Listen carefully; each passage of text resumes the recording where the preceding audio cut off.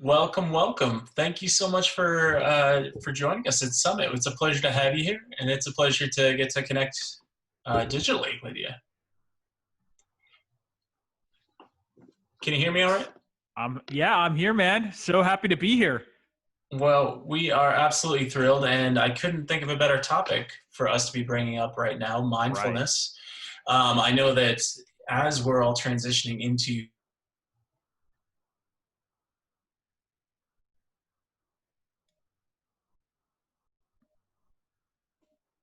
Hey, Shaw, I don't know if you're muted or not.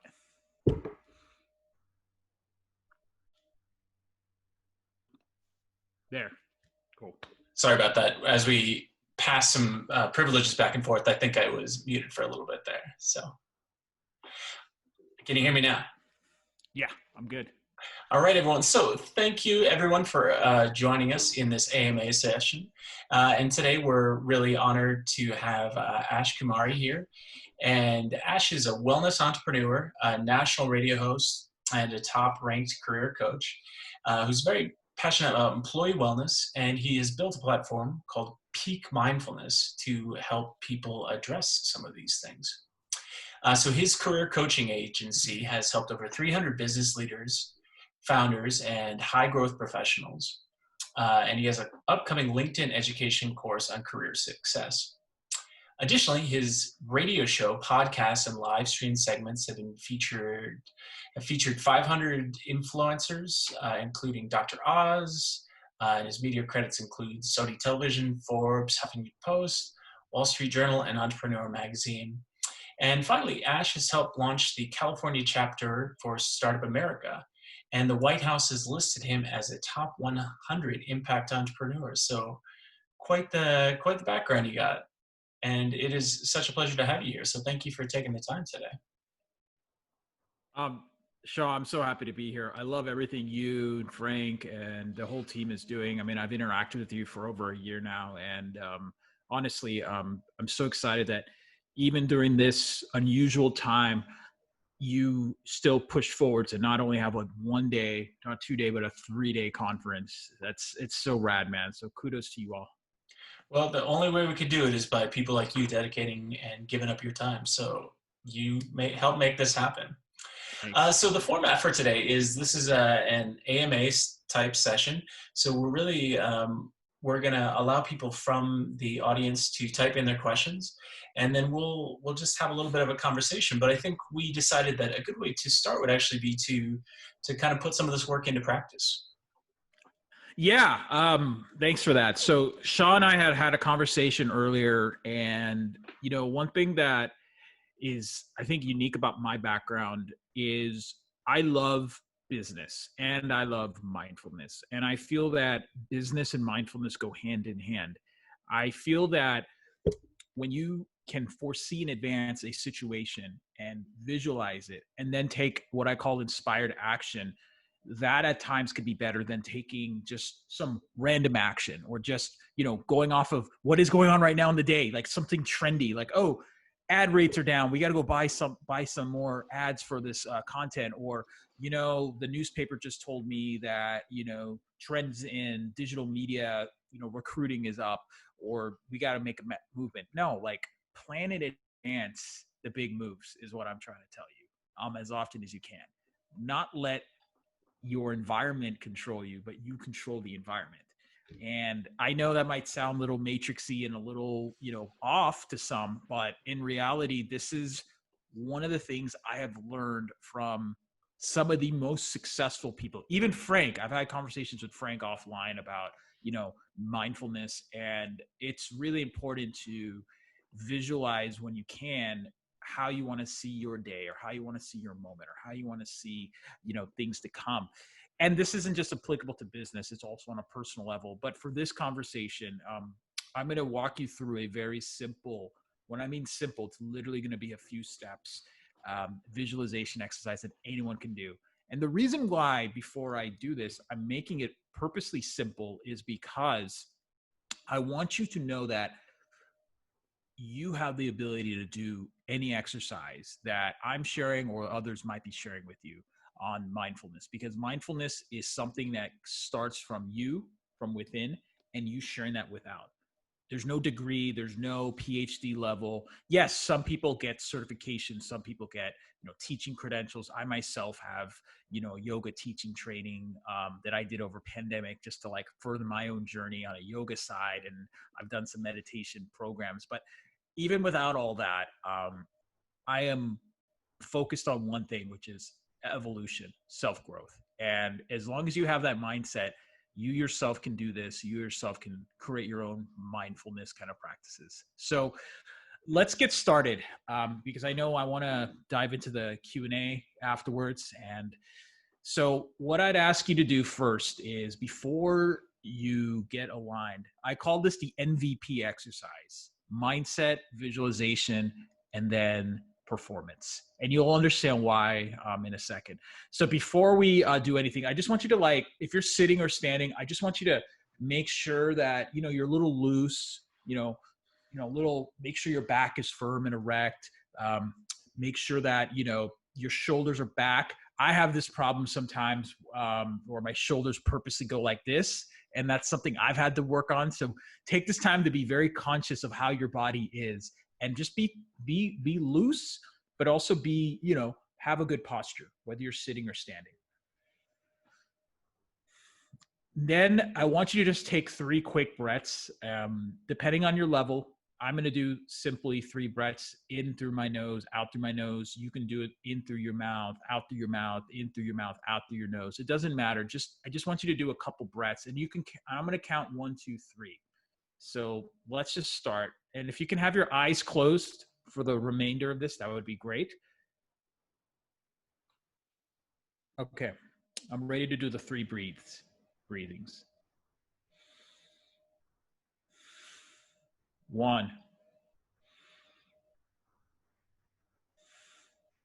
2,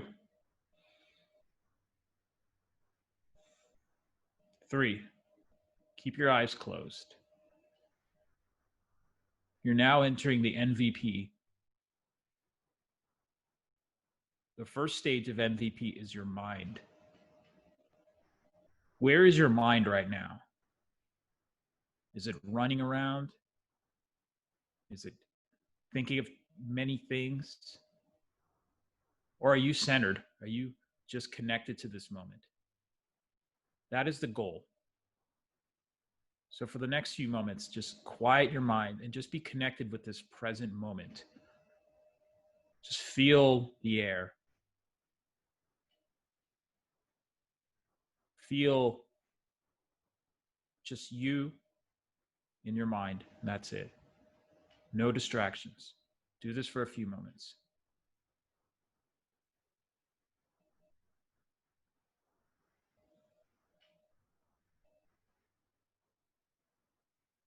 One suggestion during this is to continue doing some light breathing. So for instance, I'm breathing in through my nose and out through my nose several times while we're doing this. So give yourself a few moments to do that. And I'll explain why in a minute.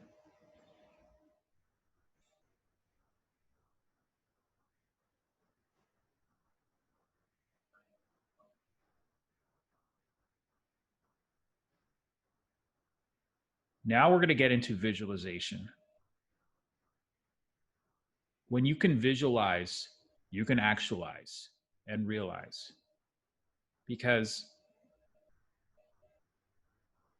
anyone who is clear with where they're going in their life, I have found, has sometimes seen that they can plan out things in advance versus letting the day plan things out for them. As much as possible, we should visualize things that are important in our life.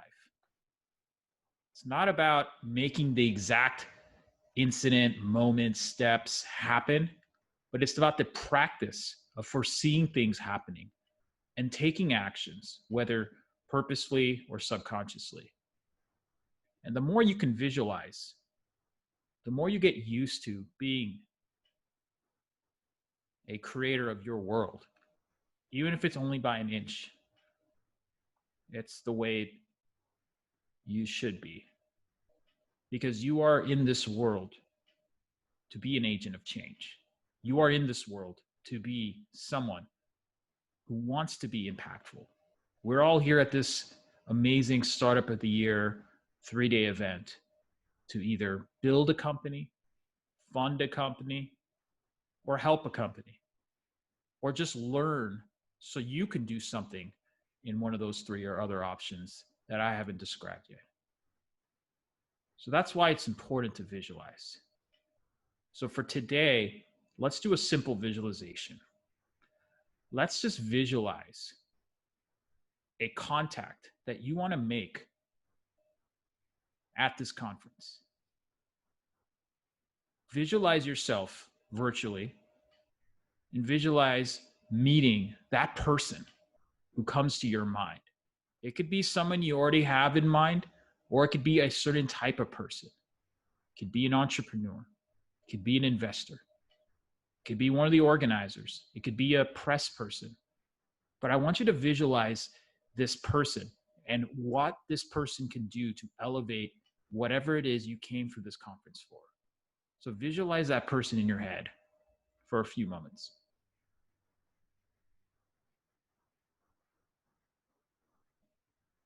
Hopefully you have this person in your head now.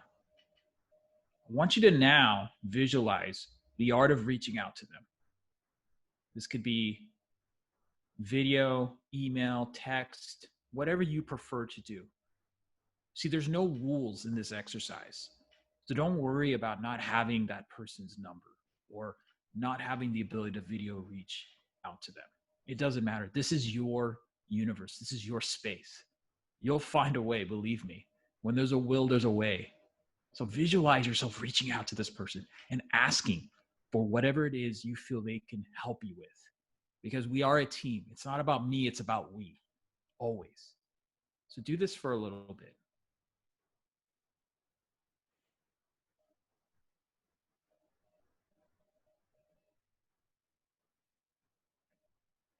Now I'm going to ask you to open your eyes in a few moments. And this is the third part, which is perform. So let's take a recap. The first step is to get into the right mind. Get connected with yourself. Be present. Ignore the clutter or abolish the clutter or whatever you need to do just to be present in this moment. And the second stage, visualization, you visualize someone that you want to meet at this conference that can make a positive dent in your life, however you want to do that. Now, this last phase, when I ask you to open your eyes in the count of 3, I want you to write out, whether it's on your phone or on a piece of paper, who that person is and what they can help you with. And the rest is all gravy. The more people you talk to about it, there's a chance that this will happen. So on the count of 3, I want you to wake up and write this down. 1, 2, 3. Wake up, open your eyes, and write down who you thought would be impactful for you for this conference. I'm going to do it too, by the way. I will join you. Is it okay if I type it? You can do whatever you want, man, as long as it's written out.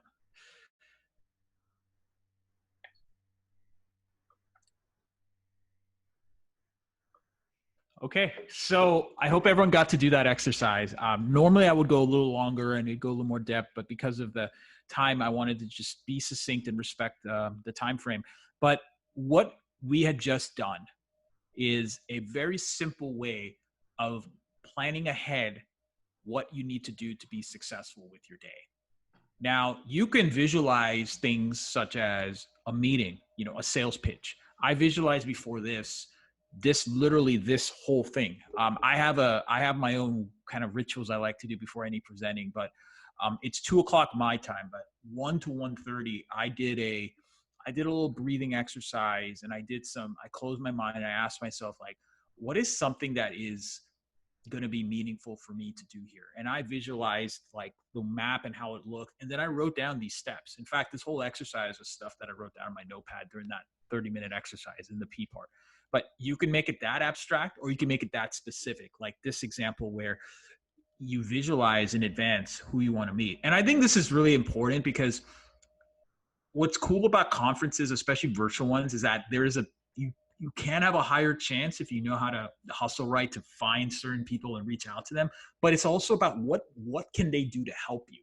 Like they're obviously going to talk to you because everyone wants to give back and pay it forward.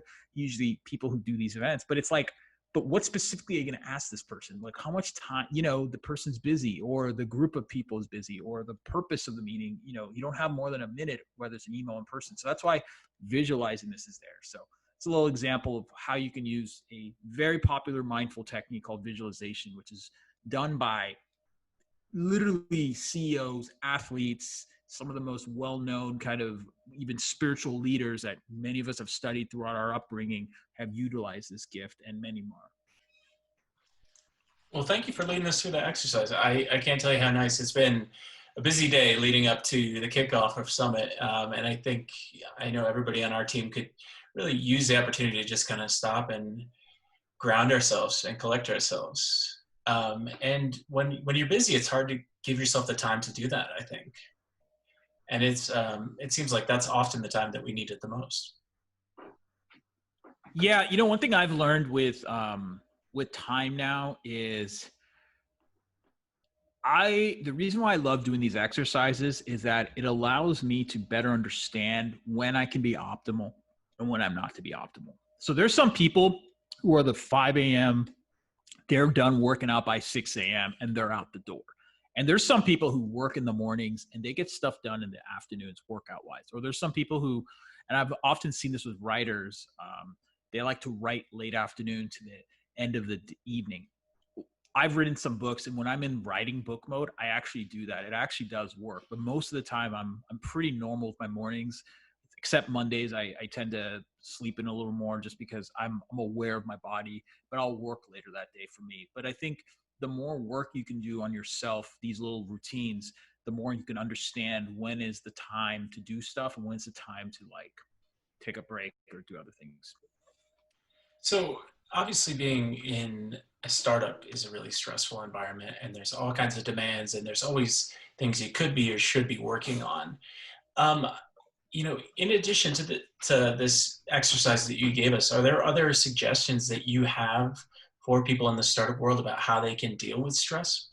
Yes. And I want to give a disclaimer.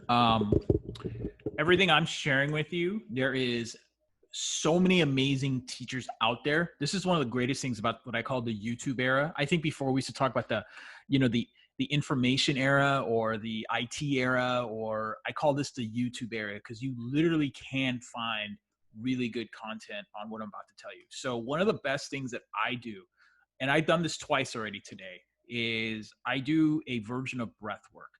Now, I'm going to give you a rudimentary reason why, from a scientific reason why breath work is good for you.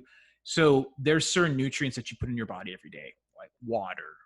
One of the biggest nutrients you go put inside your body every day is oxygen, or oxidating your body, breathing in, breathing out, and there's a reason why some of the most fit, like whether they're singers or the most fit athletes, have some of the best breathing, like routines and habits and lung power capacity, because they're just accustomed to doing these breathing exercises. I recommend a 5 to 15 minute breathing kind of exercise. One person I'm a big fan of, and again, I'm a student on this, but I'm blessed to be. I think my gift is I'm good at communicating the abstract and simplifying it. I think that's kind of my purpose in life. I feel as I getting wiser and older, and I'm not old by any means, but I'm just like to say that just to be funny. But I feel that Wim Hof is a good one. WIMHOFF. And there's so many cool guides on him. There's so many, I think Goop did a show on him, that Gwyneth Paltrow show where they talk to him. He's definitely in another realm of thinking, but I've used his breath work whenever I feel like I might get stressed or I feel like I'm over cluttered, whatnot. And what's great about this breath exercise is that it's on tap. It's anytime, anywhere. And so it's a good precursor for, just to help set yourself up. Because you had asked me, you had said about stressful times with entrepreneurship and all that. And I could totally relate.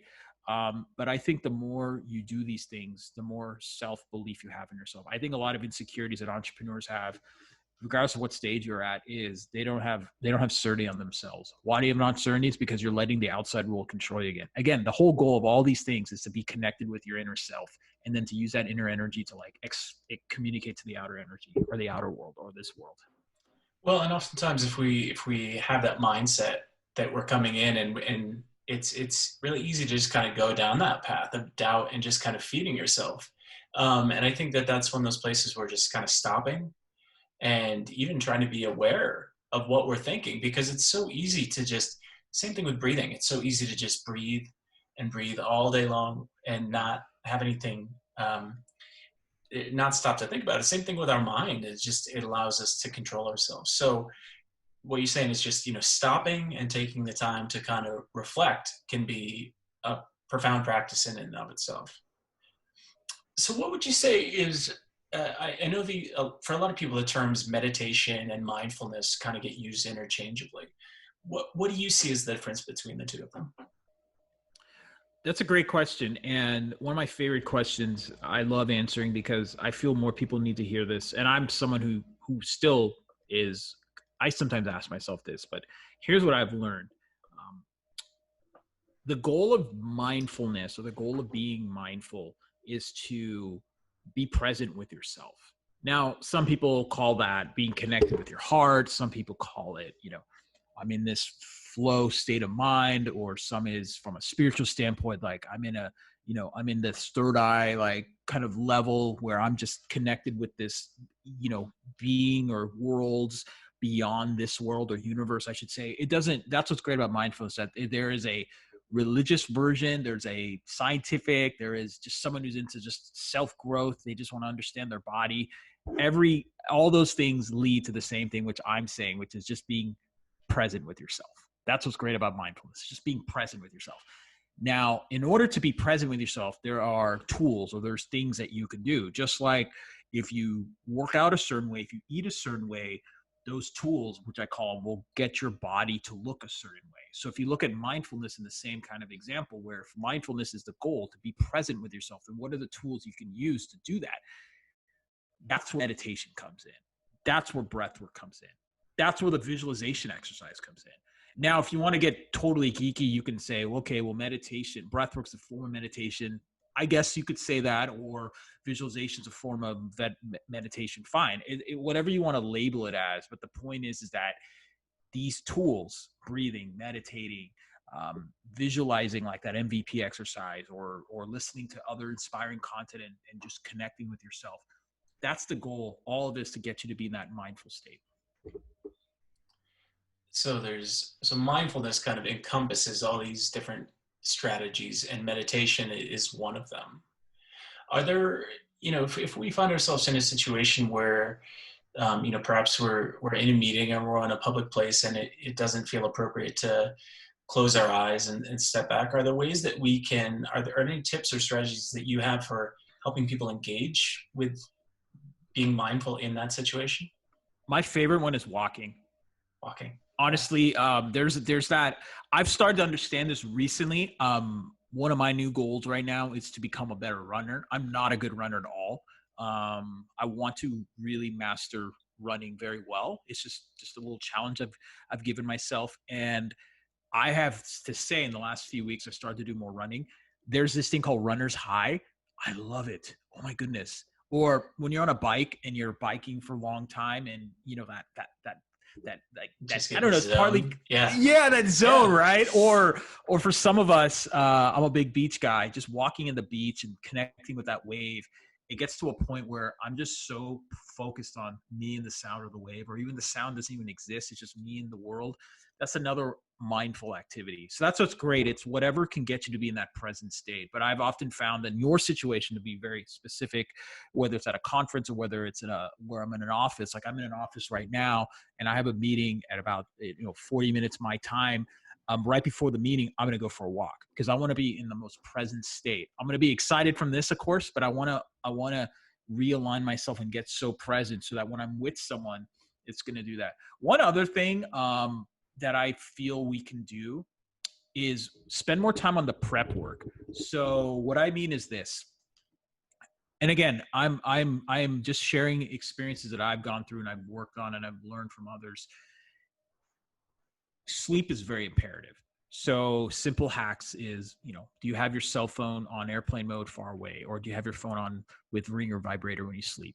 If your sleep gets affected, then it's harder for you to be in that mindful present state or even want to attempt it. So, but that's the prep work. It's the work you did before. Or, if you know that you need to uptake your exercise, movement, yoga, working out, things like that, do that when you can, because that helps you get into that state of mind. In fact, if I didn't work out today, I don't know if I'd be in this state that I'm in right now, because all these things are tools to get you constantly focused on being mindful. So it seems like, there's a real strategy around kind of coming to our senses almost, and getting out of our head and getting into our body. And that can be so many different things, be it, exercise or even just feeling the breath, but that it doesn't have to be anything profound. It's just kind of something that gets us to stop going down this path of just mindlessness, I suppose. Yeah, no, I agree. You said something earlier about entrepreneurship and, building a company. I'm going to be the first one to tell you that I've had a lot of strikeouts, if you want to call that. Okay. If we're using baseball, I've had some strikeouts. Okay. Frank will love that. Like 0 and 10. Okay. Whatever, or maybe 0 and 20, but it doesn't matter because I've also had some hits too, that evens it out. That's what's great about entrepreneurship. It's not about making every time work. It's about learning and growing and then getting better at it. And I can tell you that almost the number one attribute to all the strikeouts I've had, it's not because I didn't raise money well. It's not because of, founder dilemmas, or it's not because I didn't have enough experience. I mean, these are all the things one can tell themselves. I've done all that. In retrospect, the biggest mistake or the biggest thing that's made me strike out has been when I'm not present. It's been when I am not living with a confidence that comes from within. It's about following external trends. It's about using, what others are telling me, or it's using my environment to blame what's happening. Let me tell you something. Right now in this pandemic, there have been amazing businesses that have come out. 2008 depression or recession, or however you want to, whatever terminology you want to use, was the rise of some very prominent companies. One is Tesla. Other, some social networking came around between 2008 to 2010 timeframe when things were still resettling. So why? Because at the time, people were present on what they need to focus on, and they didn't let their environment control them. Yes, it's harder for some of us. Yes, it's still hard for many. And my heart goes out on a personal level for anyone dealing with the pandemic. But when it comes to your business hustle, if there is a will, there's a way. And the more you refine, the more present you are yourself, and the less you blame the world and focus on what you have a higher chance of being more successful. So, I mean, it almost sounds like what you're saying is that this strategy of, working on your mindfulness is almost in some ways as valuable as, your business skills or any number of soft skills that you might bring into this practice of starting a startup.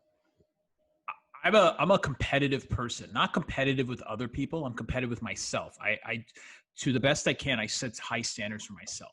And the way I set high standards for myself is not only do I get things done, but am I the most optimal version of myself? Am I the most present version of myself? Because then I can give the best value, whether it's to team members, to customers, to even programs like this. And that all comes through basic mindfulness activities. All these things I mentioned to you, they all take 10 minutes or under. That's what's great about it. You can go more, of course, but I'm just telling you that if you're blaming mindfulness in time, no, I'm sorry. You have 10 minutes in your life. That's how much it takes you to make a cup of coffee or drink water or do all the things you need to do when you get up in the morning. Well, Ash, we only have a couple more minutes here. And so I know that you have a special offer for everybody as part of the Start of the Year Summit, and that's a 21-day mindful challenge program via email, where people will get in performance-inspired video that's about 10 minutes or less every day. And some of the subjects include emotional intelligence, energy management, and even breath work. Can you tell us a little bit about this offer and why you think people should check it out? No, thank you for that. And I appreciate you mentioning that. It's Yes. a wonderful So, offer. Thank you for oh, sharing it with everybody. no problem. So, one of the things that we have done with Peak Mindful is, so we started off creating really great content. We have a great content app, but one thing we learned is that people love challenges. People love, a way to stay accountable, a way to focus on, like, okay, if I can do this one kind of habit and develop a rudimentary understanding, then hopefully you'll have the ability to continue doing it in some way or the other. So we thought the moniker of doing these in 21-day kind of challenges is the way to go. So this program, again, it's just for 10 minutes a day, and it's basically a video that's going to be in your inbox, and it explains in the email what you're going to get.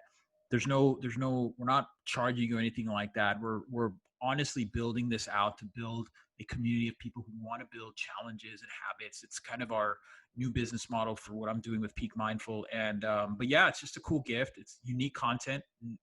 Anyone who signs up, we personally created this in the last few weeks, and so we've never been out there before, and so yeah, I'm super excited. If you want to give mindfulness 10 minutes a day of your life for 21 days, please sign up.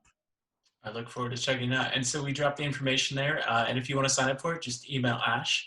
The email address should be shared in Pathwell and Zoom, and that's ash@peakmindful.com. And with that, we're at the hour. I would love to keep talking, but I'm gonna just look forward to signing up for this free seminar. And we really appreciate you taking the time, and thank you for giving us the opportunity to just slow down and reflect today. Thanks. Take All right. care, everyone. Take Bye. care, Ash.